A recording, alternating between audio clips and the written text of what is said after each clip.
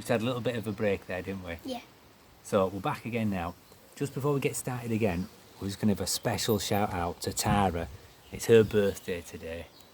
So many happy returns from ourselves here and the tortoises. She's not much of a tortoise fan, but happy birthday anyway, Tara. So where were we with these tortoises? The fiery red eyes. The fiery red eyes. Now that's usually a sign of a male, but it's not a guaranteed, because you sometimes do get females with red eyes. We have some females ourselves.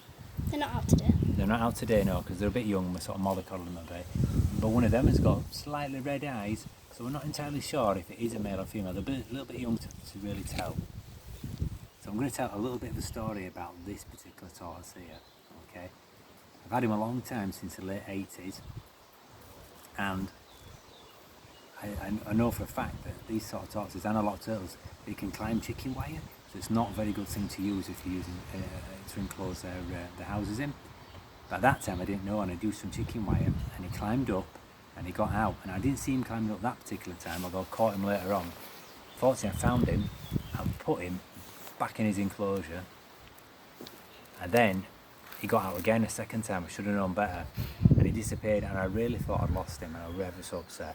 Now this must be at least 20 years ago when this happened. So if it hadn't have been for my lovely wife, who's on the camera at the moment, Hello. she went to the police and she reported him missing. And at the time, I have to say, I did scoff. I laughed about it and said, "You've gone to the police to report a missing tortoise. You'll probably be charged with wasting police time." Anyway, a couple of weeks later, I came home and Mum and Dad told me the police had rung for me. I was a bit worried. So when I rang them back, they told me that they'd found a tortoise. So had I reported a tortoise missing? Yes, I had. Well, my girlfriend at the time had reported it missing. So I said, yeah, I had. And they told me the details of a specialist vet that looked after reptiles where he was being kept. So I went down there. Now I knew there weren't many American three-toed box tortoises in the country at all, still aren't. So I was reasonably sure it'd be him, but I wasn't 100% sure till I got down there and they brought him out. So I owe you a big apology there. Susanna's on camera. You're right to report him to police. If you ever lose your tortoise, report him to police and you'll get him back. Oh no, don't eat that. Now this particular one here, found this one in about 2004. In fact, it might have been a little bit early, about 2002. So probably had this one about 18 years.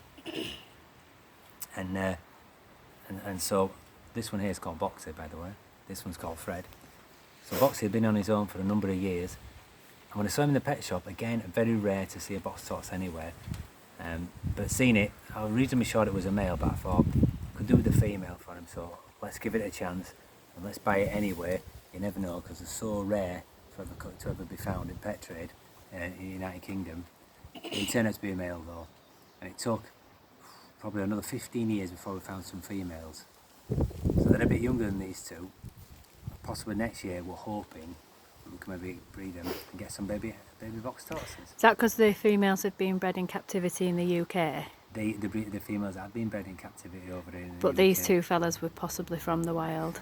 This one definitely, because in the 80s they banned Greek tortoises coming into the country. So it was a quick fix. The pet trade started bringing in American box tortoises, so they came in by the boatload. They didn't last as well though, because one thing about box tortoises is they need water, so when you were shipping so many of them in, a lot of them were in very bad condition. So a bit like the Greek tortoises from the Mediterranean, they didn't last very long. But one or two must have made it through. This is one of them. Imagine he did come straight from the wild. Now these days we know better than second from wild. Don't ever do that because they're struggling numbers wise in the wild.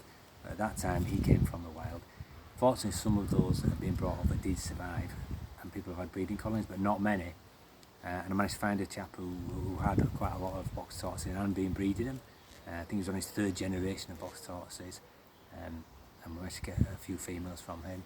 This one here, Fred, he was fully grown when I got him 18 years ago in the early 2000s, so I'm thinking maybe he did come from the wild. I don't think he'd have been captive bred. Could be wrong, but he'd obviously been a well-loved pet. Did like a lot of lettuce to eat at that time when I first got him, so I don't know if he'd been kept by somebody who maybe weren't sure what they had and kept him more like a Mediterranean tortoise. But he's happy now, and we've had him a number of years. Are they actually a tortoise or a turtle? Because some are called American box turtles, some call them tortoises. It's an excellent question. Do you want to feel that one? They're a turtle. Oh, drop the camera, sorry. Well, it's better than dropping a tortoise. What they are, they're a turtle that has had a go at living on land. So that explains why they need water in the daily Yeah. lives. So when you're keeping these, make sure you've always got a little tray of water, not too deep, because you don't want them to drown in it, so they can have a good drink. Now what I would normally do is give them a good soak, usually every day, sometimes every other day. Like a bath. Yeah, so they can have a little swim if they want to, because they can swim, not underwater. They can swim well, so if they fell in a pond, they'd be totally okay. There is an exception to that rule. There's a Coahuilan box tortoise, which is also more or less identical to these, from Mexico. I think the story with them is that they lived in an area that suddenly got taken over by a desert. Well, suddenly, in maybe hundreds of thousands of years, but it was too quick for them to adapt to move anywhere else. So, the adaptation they did make was to take to the water. So they are fully aquatic and swim underwater. But they are a true box tortoise, because if you get a young one and don't keep it in the water, they'll happily live on land just like the other box tortoises do. But that's a Coahuilan box tortoise, something different. These are common three-toed box tortoises, and real favourite of mine. So I think we might call that a draw for today, is that it? Yeah. Okay, so if you liked it, give us a thumbs up and hit that subscribe button. See you later.